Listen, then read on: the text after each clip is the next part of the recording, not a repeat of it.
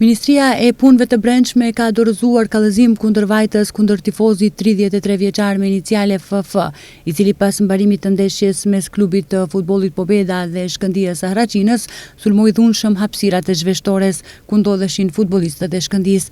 Më 1 nëntor të vitit 2025, rreth orës 15:30 në Prilep, në stadiumin e qytetit Goce Delçev, i ka shkelur dispozitat e ligjit në mënyrë që i njëjti ka dëmtuar dhe shkatruar inventar dhe pjesë tjera të objektit sportiv, thonë nga Ministria e Punëve të Brendshme. Ndonse MPB nuk përmend lartësinë e gjobës, sipas neneve të ligjit për parandalimin e dhunës, gjobat për personat fizik që kryejnë akte të tilla, sikur tifozi në fjalë, parashikohet gjobë prej 500 deri në 1000 euro.